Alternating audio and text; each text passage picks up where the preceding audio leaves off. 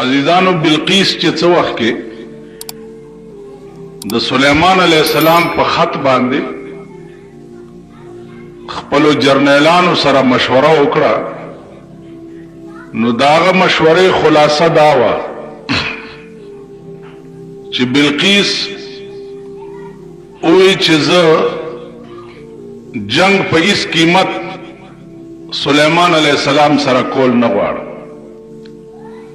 تحفه او ډالۍ به ورولېږم کده بادشاہ وي نو تحفه به قبوله کی او نور به غلی کینی او کده پیغمبر وي نو بغیر د اسلام نه به په بل شي باندې ناراضي کی چنانچه تحفه او ډالۍ ورولېږله اغا بیان میں 13 جمعہ ستاسو په مخ کې کړو چې سلیمان علیہ السلام ورته فرمایل چې دا خبره د توفیق او د ډالو نه دي بلقیس تیارې وک چې زه په خپل ورزم سلیمان علیہ السلام ته اطلاع وشوه چې بلقیس په خپل راضی نو سلیمان علیہ السلام داغه د استقبال تیارې و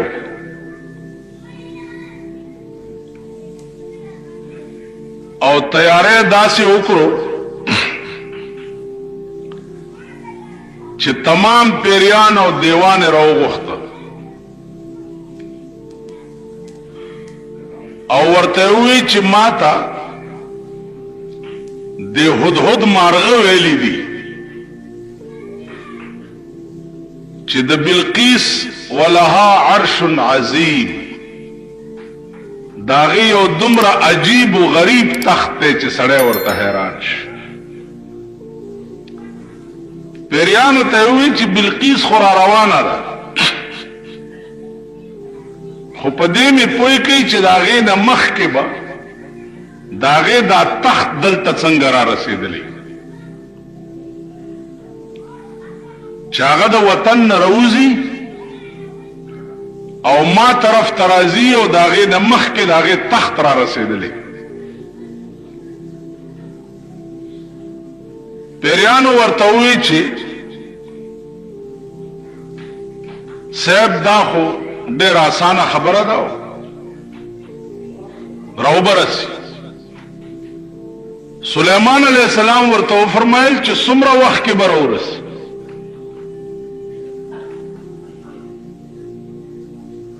عفریت د یو پیری نامه و عفریت هغه ورته وویل چې د سترګو په رب کې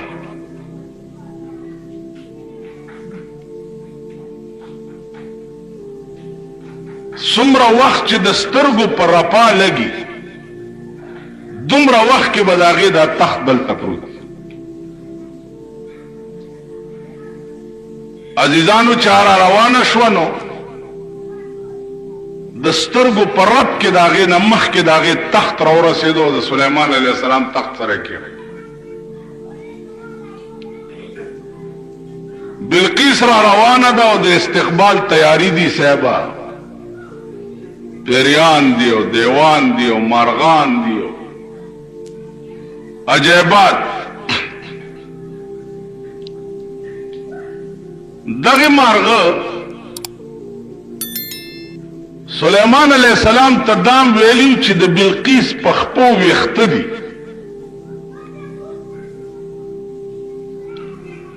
سلیمان علیہ السلام خیال وکړو چې دا خبره به څنګه رښتیا کیږي چې د بلقیس په خپو ویخته دي اوس دا خو بادشاہ ته سړی ویلم نشي چې ته لږه پنسه اوچته که چې زه ستا خپې وګورم دا مشوره وشوه چې دا مشوره وشوه پیریانو دیوانو ووی چې صاحب دا به په ځان پوی هم نه یو پنسې به اوچتې کي او ته به خپې وګورې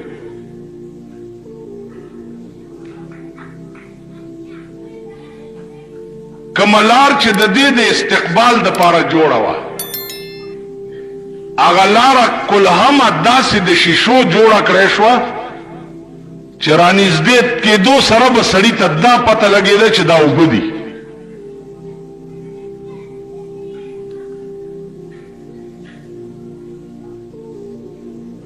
ترقی یوازې په پاکستان کې چغې والے کېږي ملک په تړکۍ روان دی، ملک په تړکۍ روان دی. تاسو که خیال وکړئ دا د پاکستان حکومتونه چغې وي ملک په تړکۍ روان دی، ملک په تړکۍ روان دی. ملک دا په تړکۍ روان دی چې پرون د 50 کسه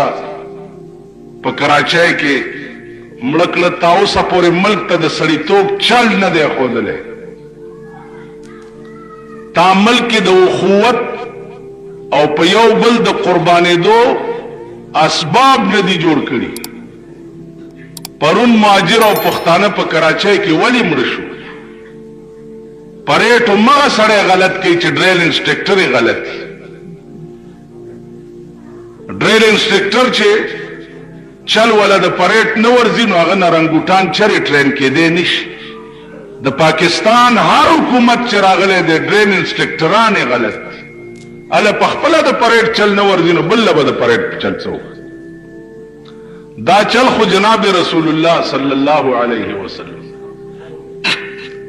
اهل مکه چې لاړه مدینه منورې ته نو اهل مکه هم کېنول او اهل مدینه هم کېنول او ورته ووایي چې زه ستاسو په منځ کې رورولي جوړوم ځکه چې دې کې څه خلق هجرت کړی دی د مکې نه راغلي دي مدینې ته او څه خلکو د مدینې باشندگان دي نو ملکونه هم جدا دي. زه ستاسو په منځ کې عقد مواخات قائموم. عقد مواخات معنا ستاسو منځ کې رورولي جوړو چې دا فرق د منځه وځي چې دا د مکې سړی دی او دا د مدینې سړی دی. دا فرق به نه فرق به صرف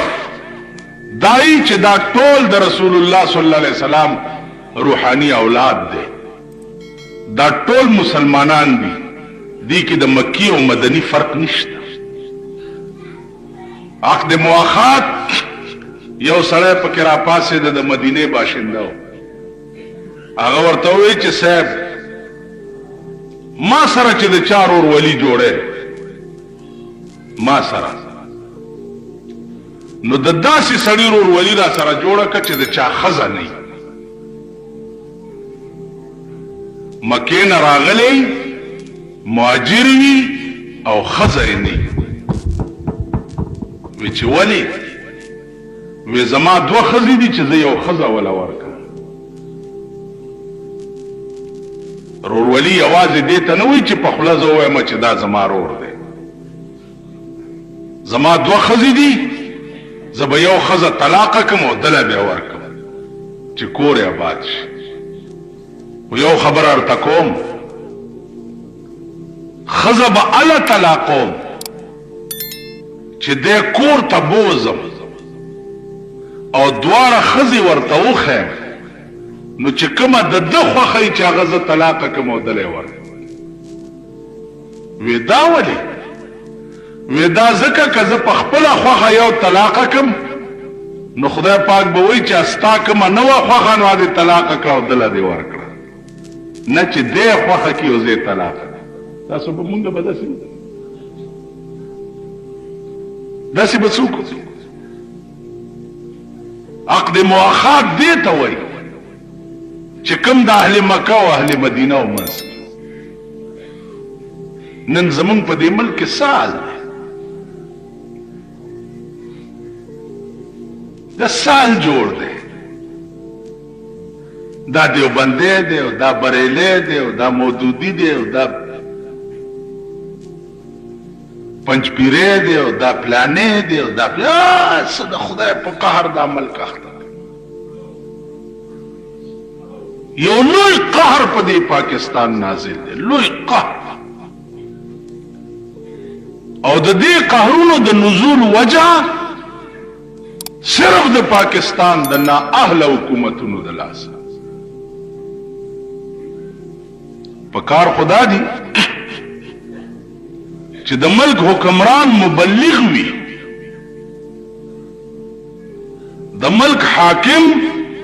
مبلغ وي تقریر کولې شي نکاح تړلې شي جنازه کولې شي د جمعې منځ ور کولې شي جلسه شوا پکې مذهبي او سیرت النبی باندې تقریر کولې شي حکمران د ملک خدا سي پکار زمونږ د ملک حکمرانان پرې چې یا د چنډ متناستی او یا صاحب د کرکټ تماشو تناستی یا د اکی تماشو تناستی یا چرته د چا کور روانی او دوی لکه انچی ورکی افطار پہ اس کی افتتاح کر رہے ہیں افتتاح کر رہے ہیں افتتاح کر رہے ہیں دا زمونږ د ملک حکمرانان دي نو د ملک بیړه تبا کیږي د ملک د نااهله حکمرانانو د لاس دوی کې دین نشته بیا مونږ غوندي خلق روټي خلاصي چې مرګري کړی دي هغه روټي خلاص چې دوی سره په مجلس کې ورولې نوم د دوی صفاتونه وکړي د دوی الکه هغه ورځ د کلو کې یو مدرسې افتتاح کړه نو یو وزیر پکې تللی و یو مولا را پاسېدلی دی رونو د خوش قسمتۍ خبره بله ده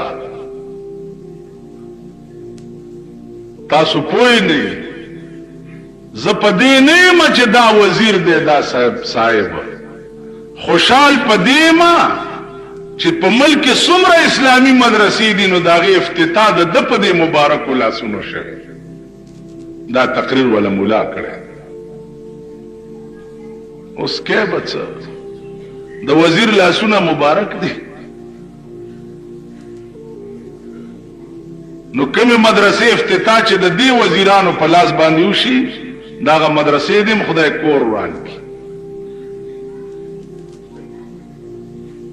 افتتاح خو د یو لوی ولی او د یو لوی بزرگ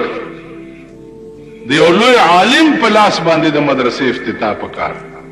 نن دې بد قسمته قوم ته وګوره جاهل سړی براولي پاغي به د دین افتتاح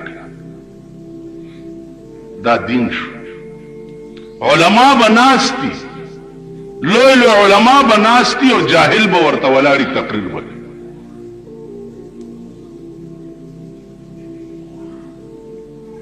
زه خو چې ورځ تېرېږي په خدای باور وکړه بالکل هم دماغ نا امیده کېږي د ملک نه مایوس شو بالکل دماغ چې آئنده دا تصورم کېدی شي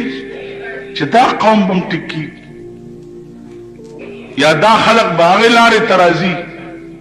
چې کومه لاره سردار کونین صلی الله علیه وسلم جوړه کړې دا خلق به هغه لارې ته راځي او ډېر زیات کار زمونږ د لاسه خراب لوی خرابي چې دا زمونږ د لاسه زه خو چې څوک د نالت ټکې وایي زه وایم اول په ما کار مونږ نه خراب نالت اول په ما دین شرمی اول مونږ قوم شرمی اول مونږ اسلام شرمی اول مونږ ہر شے یو دوکه شوه بادشاہی دوک او یا الہی یہ تیرے سادہ دل بندے کدھر جائے کہ سلطانی بھی عیاری ہے اور درویشی بھی عیاری ہے بادشاہان پہ ہم بادشاہ کے غداران بھی درویشان پہ درویشہ کے غداران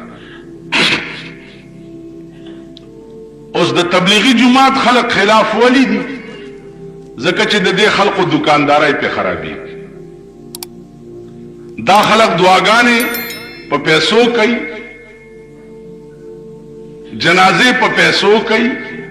تبلیغ والا دواګانې مفت کوي تبلیغ هم مفت کوي د پیغمبر حدیث هم مفت بیان په بسترم خپل اسمبلی روټایم خپل خوري، لوخیم په خپل وینځي، بسترای په خپل وګکړي، پیدا روان می. دوی مفت د خدای دین خلقو تخی، نو د دې خلقو دکانداری په خرابي. تاسو خیال راغی او تبلیغی جماعت والا ولې خراب دي؟ اوس راته چاوي پیران راوتی دي په دې کلو ګرځي، چیرونو خیال کوي او دا تبلیغ والا چې دی خلق خرابوي. که تبلیغ والا خرابی نو په مخ د ځمکه خسوک شتا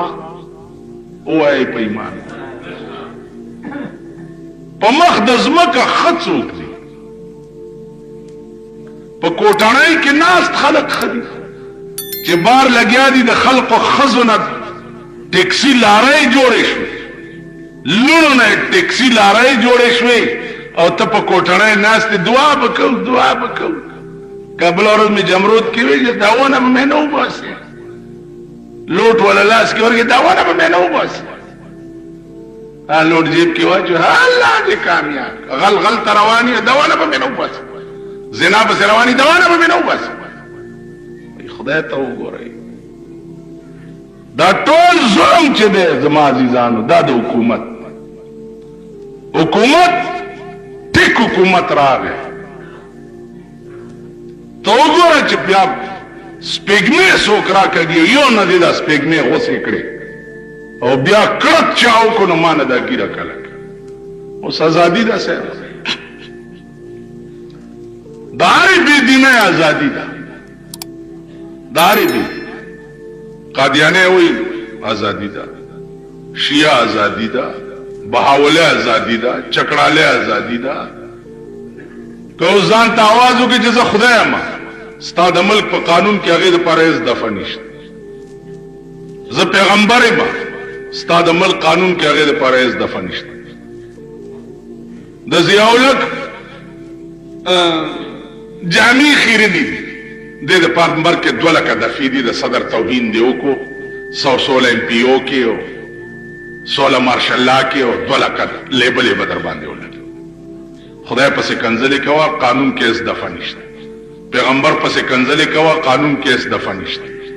پولیس FIR په نشي چا کولای ځکه چې قانون کې دا دفع شته نه. او ما د پیرنګي قانون دی چې کوم نن 200 کال مخکې جوړ شوی. نو ګناه په ملک کې د ملک د قانون دا او د ملک د حکمران طبقه دا چې سو پورې په پاکستان کې قرآنی نظام نه راغلی، قانون نہیں بدل شوه، ملک نہ بدلی. دا خلق به نور پنالت کی، نور به شرمیگی، نور به رسوائی. تاسو ګورئ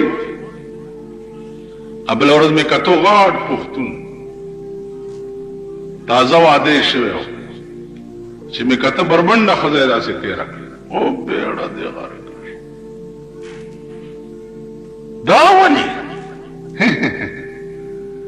نه چادر په سر ما نه چادر نه پړتوک ته وباسا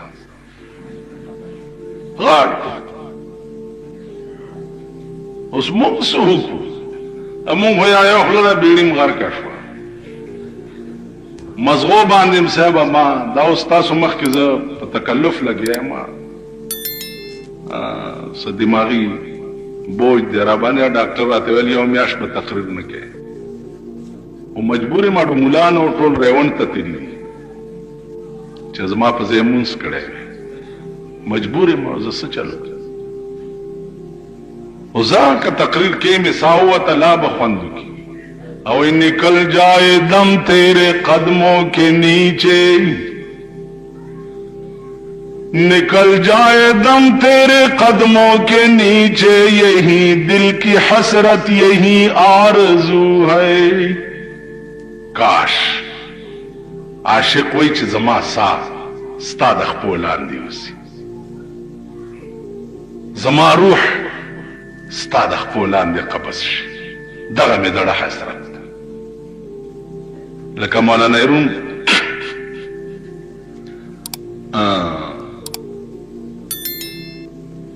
وای چې شب رحلت عظیم بستر شب رحلت عظیم بستر روم تا قصر حور العین اگر در وقت جان دادن تو باشی شمع بالینم و زما د روح د قبض کولو په ټیم کې که زما سر پورې تډي وباله شي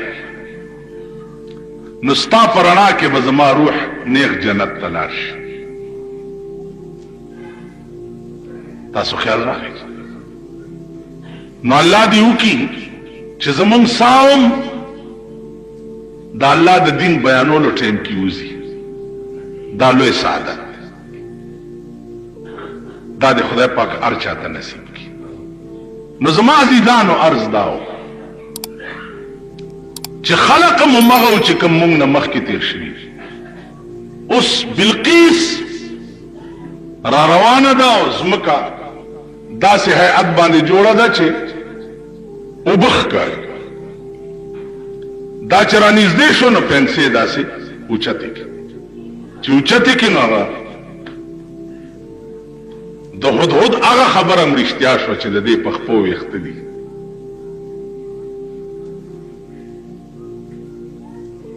سلیمان علیه السلام ورته اوبه نه دي دا شیشه ده. د قدرت دې کې هم یو راز و. سلیمان علیه السلام ورته دا ثابتول غوښته چې د پیغمبر په مخ کې نور بادشاهان بې وقوفي شیشه اوبه نه پیژني. نو هغه لږه کچا غوندې هم شوه. تاسو خیال راغی شان و شوکت چې د ده د استقبال ولیده او تخت ته راله. چې تخت ته راله نو سلیمان علیہ السلام ورته وی چې په تخت کې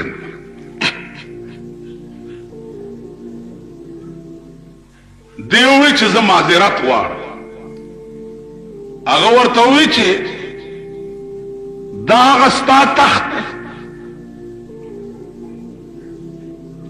ځکه چې تخت خو دې نه مخکې را رسیدلی نو دا ورته وی چې کأنه هو دې ټکي ته اوس لږ سوچ بادشاہ سر دے اور دماغ دے اتخستا دا دے نو دا بلقیس ورتوی چې کأنه هو گویا آغا تخت امدا سے ہو دا نوی چې امدا دے ځکه چې بلقیس دا پویا وا چې کېدای شي چې دا بل تخت او زه وایم چې امدا دی نو زم بادشاه یم د ده په مخ کې به زما بېعزتي وشي. نو ورته وایي چې کأنه هو گویا هغه تخت امدا و داسې و. سلیمان علیه السلام ورته وفرمایل چې دا مغه تخت دی چې کوم ستا جای قرار و دا څنګه دلته راغلی ورته دا ستا د راتلو نه مخکې د سترګو رب کې دلته را رسېدلی. سلیمان علیه السلام په تخت ځان سره کېنوله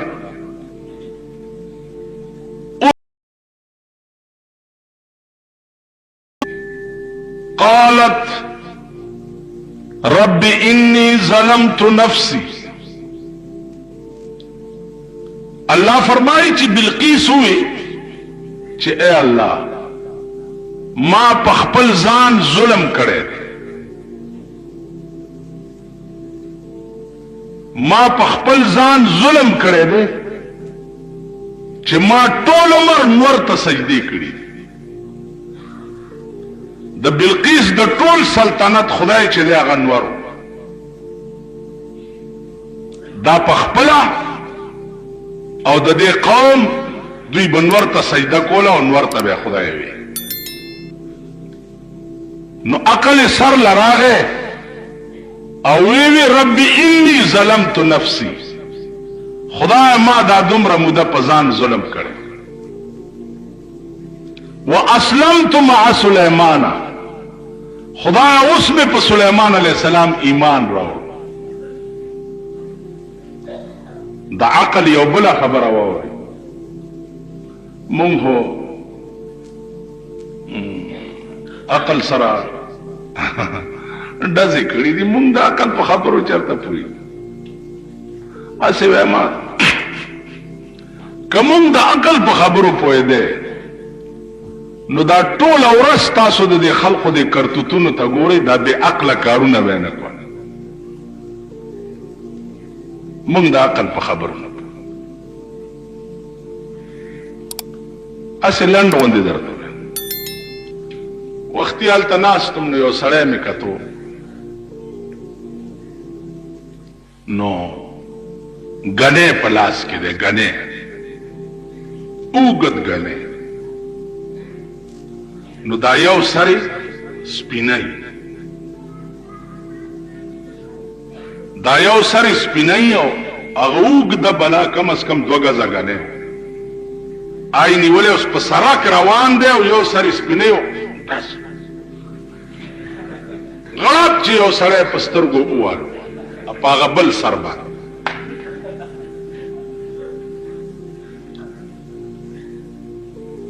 نو هغه غریب څه ونه وی لکه لږ سوچ کوه دی چې ته تېر شو نو مغسې پې لګیا دی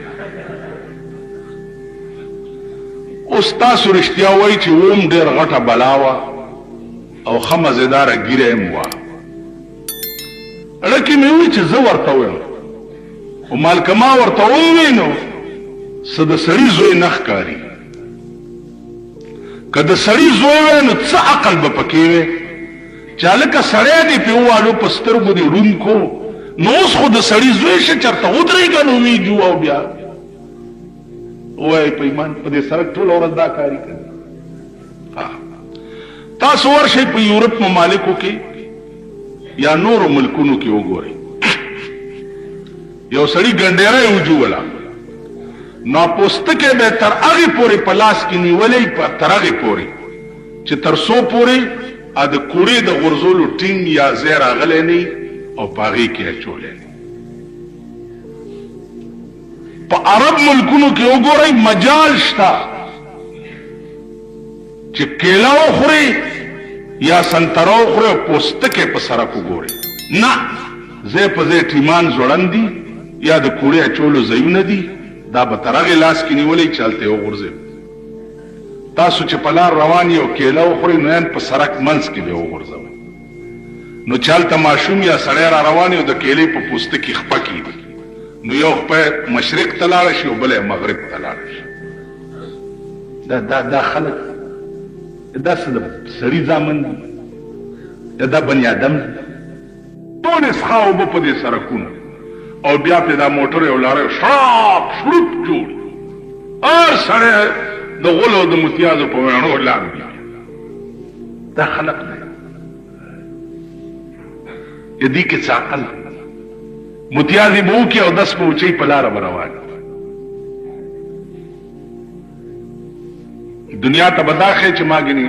او 10 وچوم زه مزګزار یم زما عزیزان ورځ دا و چې دې خلقو کې عقل راځي نو بیا به قیامت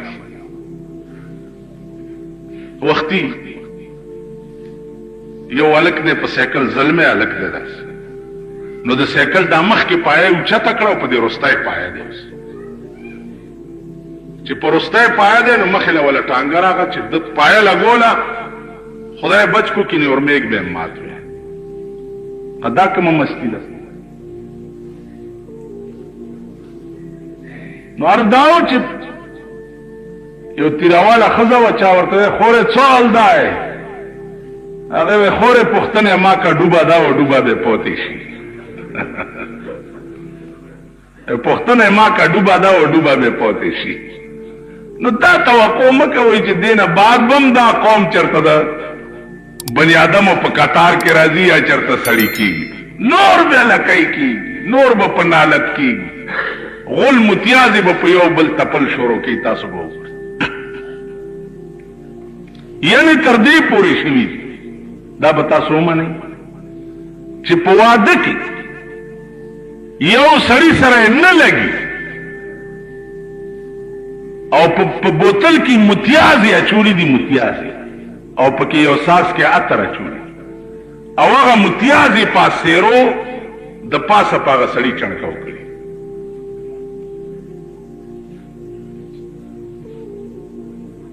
ولې وای ما دا قسم خوړلی چې د ده واده متیازې به پرې اچوم دا بني آدم اسلام عزیزان مونږ نه داسې څیزونه جوړ دي که تاسو خیال وکئ په دې موټرونو کې د خانانو نوابانو څه د پلاستیک مارغه یا کوتره یا سپی داسې جوړ کړي نو موټر کې رستو یې داسې کېنولې د شیشې ته یې مخ کړی وله نو موټر چې خوځي او روان وي نو د هغه اثر داسې خوځي مونږ هغه څیز نه سره مو خوځي نور پته نه لګي چې چا څه ووې یا ما څه واورېده یا ما ته څه کول پکار دي یا زه سله پیدا یم یا زه به څه کوم دا څیزونه نشته نو بلقیس عقل ته اوس ګوره پاکستان ښځو کې به داسې عقل راشي بلقیس وی قالت رب انی ظلمت نفسی اے الله ما دا دومره موده چې د غیر الله عبادت کړو په ځان مې ظلم کړو واسلمت مع سلیمان اوس مې په سلیمان علیہ السلام ایمان راوړو خو ولې لله رب العالمین لله رب العالمین خدای د سلیمان د یری مې اسلام نه دی راوړی او نه د سلیمان د بادشاہ د یری مسلمانه شوی حقیقت را ته معلوم نو چې اوس را ته معلوم شو نو خدای تا د پاره مې ایمان قبول کړ تا د پاره د یری نه عزیزانو دغه بلقیس وا علما لیکي چې آخر الامر سلیمان علیہ السلام سره نکاح خبره مې دې پورې درته کوله چې د اسلامی دنیا بادشاہانو دعوت بل ملک لبا اول څه انه من سلیمان بسم الله الرحمن الرحیم الله تعالی علی واتونی مسلمین راشا او مسلمان شا نظما عزیزان الله دې دا خلق زمونږ د ملک سربراهان کی کم خلق چې په دې ملک اسلامی نظام راوستل نه غواړي او په لاره کې آر دی ورته خدای دې نیست و نابود کی آسمانی آفت ته پراشي خلق ډیر نه دی پکار اوس که تاسو خیال وکړئ دا مخلوق ډیر ګڼ شوی خو ټول بیکار مونږ لا د خور کاری نه دی پکار سیر پکار اسې ډیر خلق دی چې د کمال خلق پکې نه څه پی نو کمال خلق پکار دی او د ملک سربراه صحیح مسلمان پکار دی دروغجن نه دی پکار اسلام دشمن نه دی پکار صحیح مسلمان پکار دی چې اعلان وشي د شپې چې سبا نه به د ملک فیصلې په قرآن کیږي ته وګوره چې دا ملک څنګه کیږي دی خدای په خبر ګوړانده که زاریان خو په دې نتیجه رسېدلی چې دې ملک اسلام راوستل امریکا نه غواړي چې امریکا وغوښته چې د پاکستان قانون د اسلام چې اسلام کیږي نو زه وایم چې امریکا نه غواړي نو بیا تاسو دا 10 کاله دروغ ولې وویل چې دا را روان دی او راضي به او که خیر یې پې د خدای دروغ هم ولې د دې دروغو به تاسو خدای ته جواب نه ورکړ نن خو مونږه او زمونږه د باروفات جلسې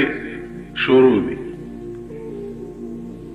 جلسې ډېرې زمونږ د اوږو خېټو جلسې انجمن تبلیغ قرآن و سنت جلسې زما وخت تېر شو اجیزانو نن هغې دپاره چنده کولو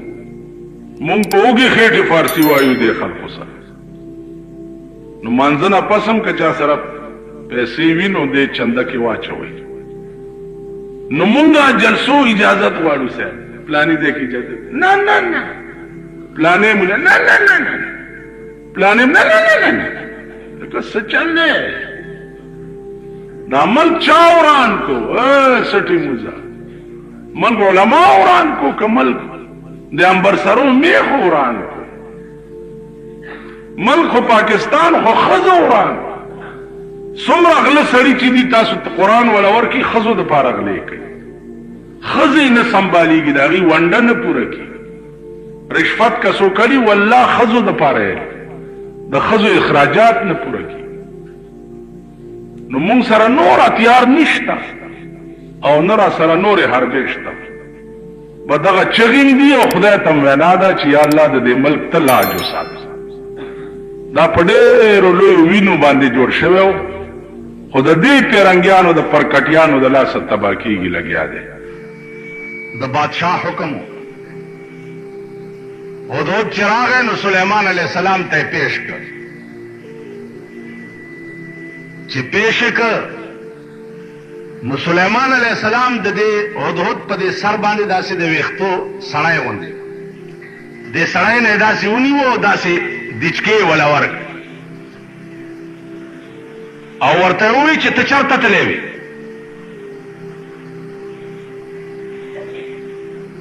هدهد ورته ووایي چې او سلیمانه د هغه ورځې نه ویرېږه چې په کوم ورځ باندې به ته هم د چا په مخ کې پیښ شې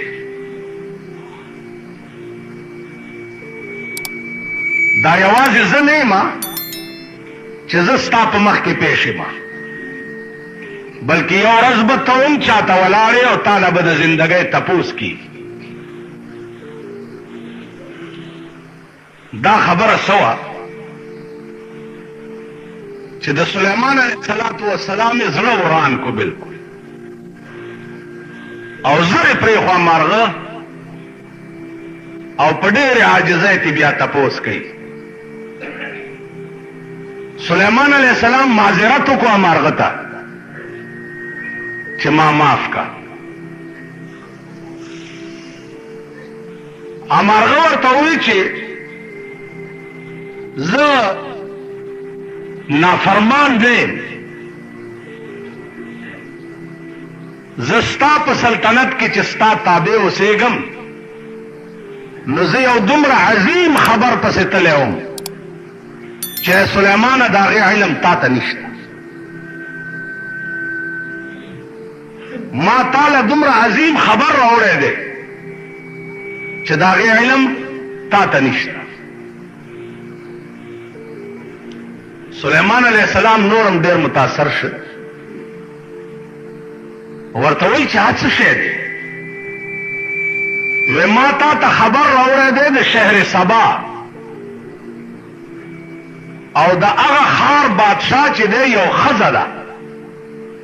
بلقیس نامه یې ده او د هغه بلقیس لاندې 12 جرنیلان دي او د هر جرنیل لاندې 100,000 جنگي فوج دی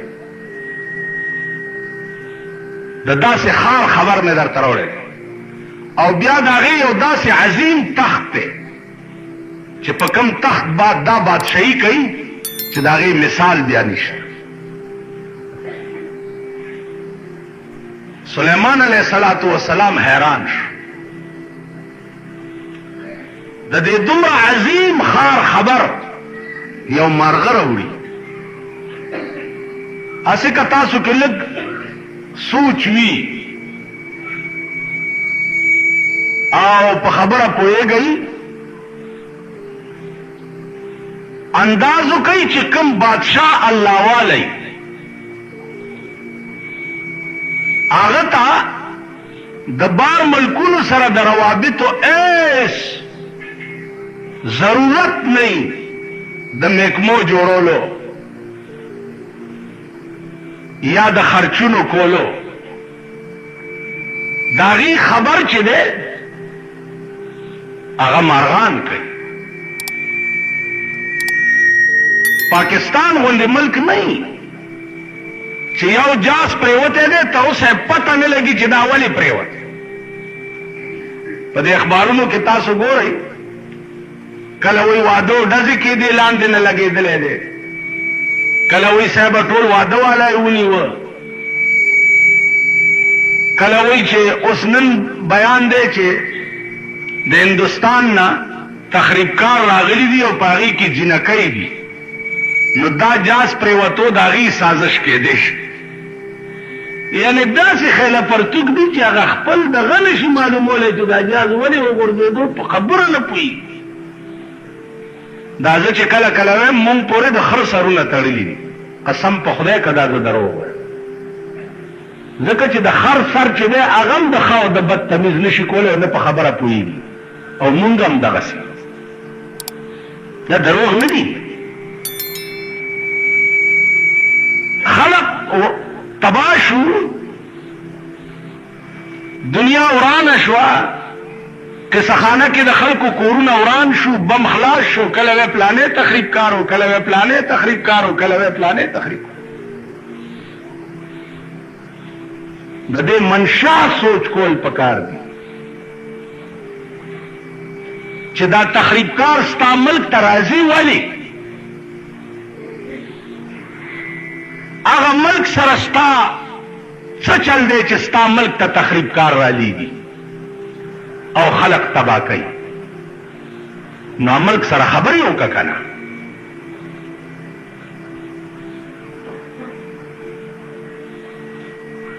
خارجه پالیسي ستا څه ده؟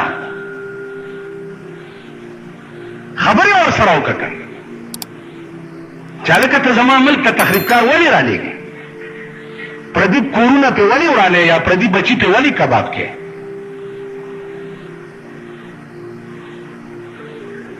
نو عزیزانو عرض داو چې زمونږ د ملک بادشاهي داسې شوی دی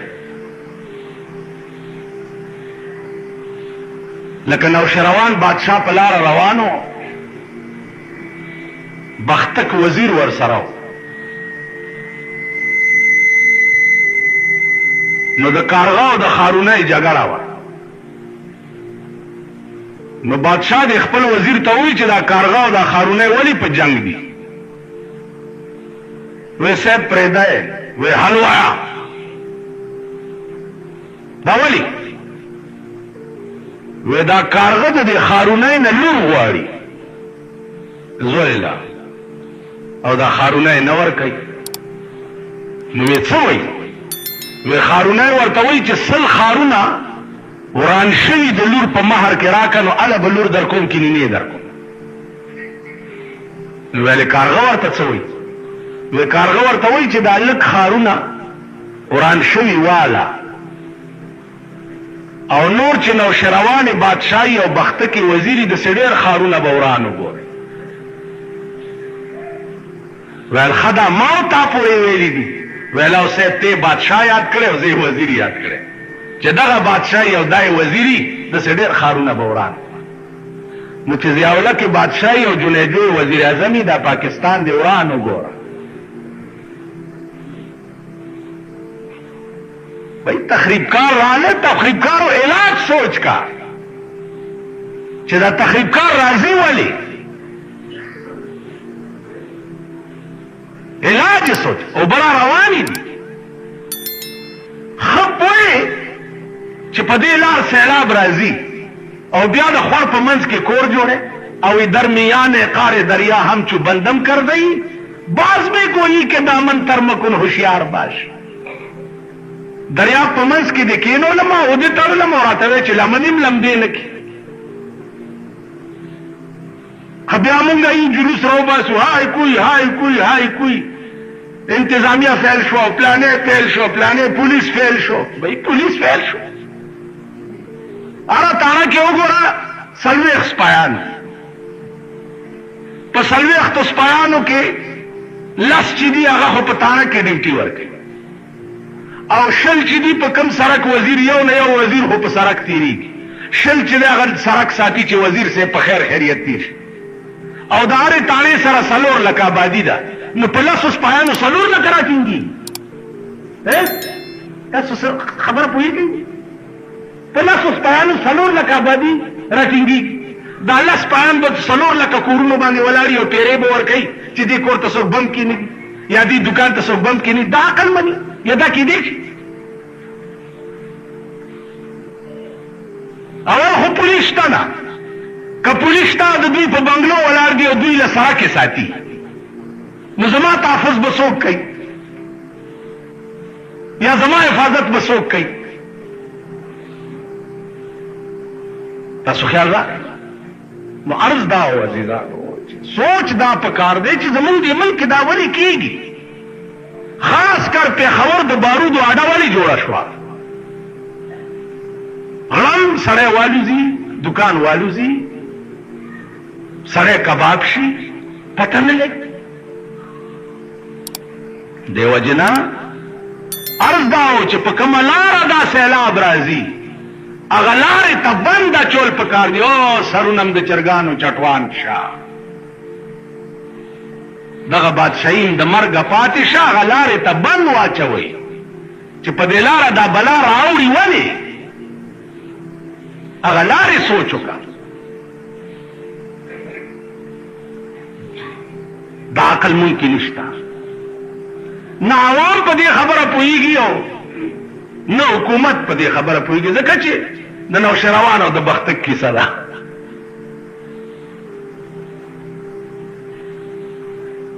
خپه نه شئ، جمعې په ورځ دومره ګډې وډې نه وي ویل پکار لکه چې زه یې وایم. خوړه مې دې خولې نه بوټ وځي، خوړه مې وځي. دا بادشاهي داسې ده لکه یو بادشاه او د دنیا قمقل، د دنیا قمقل، خو چې خبره بیا کول څه غول به درول. اوس ته وګوره نن 10مه ورځ ده، حج پالیسي باندې ستا ټول حکومت اخته دی. حج له به داسې خلق ځي او داسې به روان شي او داسې به هلته لاړ شي او دوایانو والا به داسې چلو شي، هلته به ډېرې ونیسي، هلته به بیا کیني، هلته به بیا سملي، مینا کې به اوبه وڅکي، عرفات کې به بیا داسې چلو کي، او په مزدلفه کې به بیا داسې. 10مه ورځ ده چې صدر او وزیر اعظم په دې بلا ګرفتار. اوس ته په ایمان یې چې دې ته ضرورت څه دی؟ دې ته څه ضرورت؟ دا پخوا به چې خلک حج ته روان شو او 8 میاشتې به پیاده مزلې کولې، په مکې او د مدینې منځ کې به په اوښانو مزلې کېدې، په 12 ورځې کې به رسېده. او حج له به هغه سړی تلو چې د سلو نه به اورېدلی بوډا به لاړو صاحبه په بحري جهازونو کې 14 ورځې به په اوبو جهاز کې غړچېدو، بیا به هلته په خپلو خپو غړچېدو. 8 میاشتې پس به نېغ بوډا راغی، حاجي صاحب راغی. اوس تلی نه چې بیا راشي چې چېرته ګورې خپک دی د حاجي کوتک شا په سر دی، چېرته خپک دی په حاجي به دی. حاجیانو څه حل جوړ شوی؟ حج نه دی، پخوا به چې حاجي بزرګ به ولی به شپه ورځ به خدای ته په سجده پروت و. اوس چې ورانه وکړي نو ته تحقیق وکړه حاجي به چې ورانه وکړي. ته ورته وګوره چې په لار روان او په سایکل یا په رشکه کې، یاره چې رشکه دې بې وخته مخې له راغه، خو چې ویې ګوري ګي والا به پکې نه. د خدای په قهر اخته دي صاحب. نو نن 10مه ورځ د صاحب حج داسې چل دی او پالیسي ده او پلانې دی او دومره به ځي او دومره ورته دا د کوڅه ډبې زامن ناست دي صاحب، ډب ډب ډب ډب ډب لاسونه به ورته وایي واه واه واه. ډېره ښه خبره یې وکړه. داسې عقل بهی حج دی چې په جعفر شو روانه وای، که په لاره کې مړ شو هر کال به حج کېږي، که ژوندی راغی حجي راغی، بس خبره خلاصه شوه. دې باندې دومره وخت ضایع کول څه ضرورت دی؟ نن 10مه ورځ ده صاحب، رپورټونه دي، اخبارونه دي، فوټوان دي، حج کانفرنس. دا حج چې د کوم ځای نه راغلی دی، دا هغه ځای قانون سره وګوره په پاکستان کې څه کېږي. دا هغه ځای قانون په دې کعبه چې کوم قرآن نازل دی، دا د مدینې صاحب چې کوم قرآن په 23 کاله کې راغلی و، هغه قرآن سره په پاکستان کې څه کېږي، هغه دین سره څه کېږي، هغه مذهب سره څه کېږي. او صاحب دې ځای نه لاړو مدینې، زمونږ دې په دې مخ نالتي چې مونږ په دې مخ مدینه کې رسول الله ته ودرېږو، والصلاة والسلام علیک یا رسول الله ورته وایو. مونږ چې ورته ودرېږو چې یا رسول الله وګوره، اتا چې کوم قانون مونږ ته پرېښی و، مونږ د چیلو په شپول او د غویانو په استبل کې غورځولی. دا قانون دا دی که نه دی؟ الماری کې تاسو وګورئ دا سپارې پرتې، دا قانون. ورشه د انګریزي کتابونه مو ګوره په یونیورسټو په لایبرریو کې، او ستا قرآن مو ګوره چې په دې المارو کې څنګه پروت. دا قانون دی. عزیزانو بادشاہ دے انتہائی قمق وزیرانو ورته وی چې بیړه دې غر کشه ته چې خبره کې نو د تور ګونګټ لورې بوی پرېږدې او چې خبره کې بوی پرېږدې لږ سوچ چرته عقل ویل نو څه وکړم چې زه قمقل یو وزیر پکې راپاڅېدلی دی هغه ورته صاحب بل کار کوم اوس دا خو چا نه شو ویلی چې کوشه د کرسۍ نه کوشه ځکه چې د مارشالله جرنیل تاسو پلار به یې کوز کړي خو دا څوک ویلی شي مونږ صدر صاحب ته څوک ویلی شي چې ته کوش شي نو تحت الثرا به دې ځای دا چا ویلی نه شو ویل صاحب داسې چل به وکړو چې ستا د تشو متیازو ځای پورې به یو تار وتړو او هغه تار به د قالینونو لاندې پټ راغلی مونږ سره به او چې ته نورو بادشاهانو سره خبرې کوې او قمقله خبره شروع کړي نو مونږ به تار راکاږو نو ته به پوهېږې خبره په بله اړه وه ویل ډېره ښه ده هسې هغه پورې څه له خاندي تاسو دې ځان ته هم وګورئ بله ورځ دلته جنګ تېرېدو نو دومره دومره ګیرو والا پکې روان مخکې بینډ روانو او ګیرو والا پکې روانو ګلونو ګنټې پکې نو ما له هم داسې وکته ویې خندل چې خفه کېږئ مه تاسو هغه ځای ته رسېدلي دي خدای په راستۍ که د هغه لیسټ لکۍ ده زمونږ به 3 ګزه وشي که هغه ځای ته مونږ ورسېږو دا مونږ د بدې ورځې ښیي وایي پیشو تر هغې پورې شی ښایي چې په مږو نه وي پېښه د تاسو د بدې ورځې ښیي خاندئ ما تار یې تړلی دی صاحبه خو چې خبره کوي او غلطه خبره کوي تار راکاږي په بله یې وارئ یو ورځ یو بادشاه راغی تپوس ترې کوي چې یاره په دې دې پوه کوي چې ستاسو په ملک هم د دې تار رواج شته دا بادشاه ورته وایي هغې زر تار راکوچو بیړه دې غرکش اوس ته ورته دا وایي چې زما په تشو متیازو ځای پورې تارونه دا هغه دي سړی خو ګوره جي یو سړي ډاکټري کړې وي نو د مریض علاج کولی شي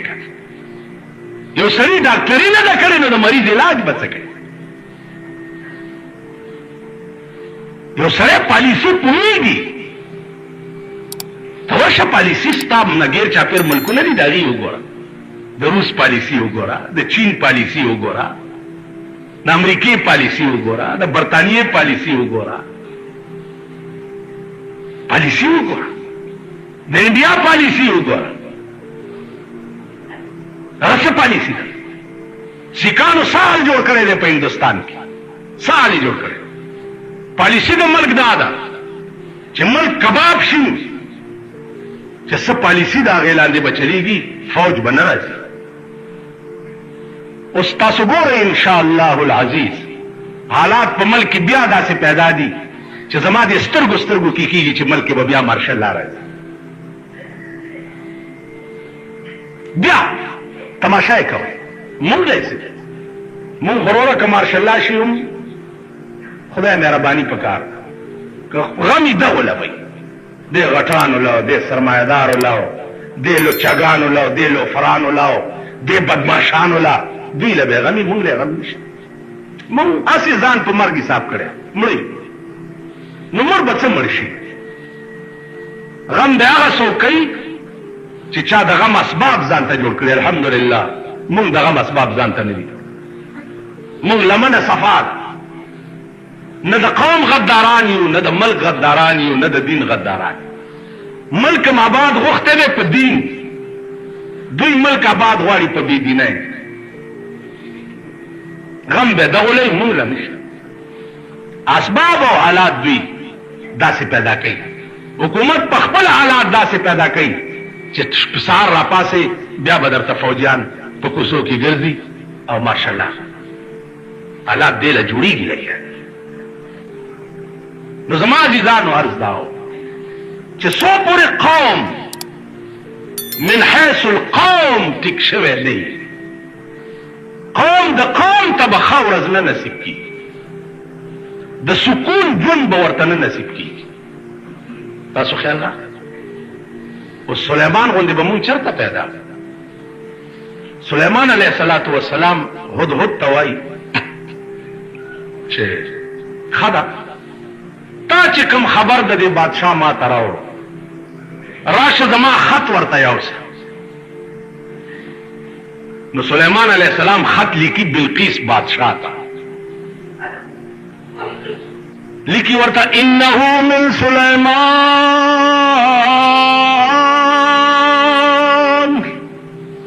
انه من سلیمان یعنی از طرف سلیمان. بسم اللہ الرحمن الرحیم، شروع کوم په نام د خدای چې بخون کې او مهربان دی. اللہ تعالی علی واتونی مسلمین. او بلقیس په ما باندې اظهار د فضل مکوا، خپل فوقیت به په ما نه ظاهره، راشه او مسلمان شه. برای راس آرڈر ورته کوي، د طاقت ازمایي به ما سره نه کوي، راشه او مسلمان شه. خطزی څنګه بلقیس بادشاہ تا د سلیمان علیہ السلام خطزی هغه د پاره سپیشل جاز څه شه دی، د هدهد مارغه مرای ده. هغه خط دته په مرای کې واچولو او رسخت هدهد په هوا لاړو، هر څومره لري مزل چيو او بلقیس ته خط چې یوړو په لاره خطلې نشي مارغه دی، نو پاس نه پراغ روشندان کې ورننوتو، دا په تخت قدوا او هغه خط ولا په سینه کې چې په سینه کې خو بیا دی ورته په روشندان کې ناست دی چې دا راوي خشوا چې په سینه ګوري خط ته چې پړاوي کو حیران شو چې دا زما محل دی، بار پیری ولاړی دي، څوک راتلم نشي دا خط راوړو چا. او چې په روشندان کې وکړو دا مارغه دم ورته وکړه، بدیتې والوتو، پوه شوه چې دا دې مارغه راوړی. تر هغې ورته ناستو چې تر څو یې دې خط پړاو کړی نو. نو که بادشاہ وي تش، خو په توفو ډالۍ به چپ پاتې شي، او که پیغمبري نو په توفو ډالۍ به چپ نه پاتې کېږي، بغیر د دې نه به نه راضي کېږي چې تر څو یې زه مسلمانه کړی دی.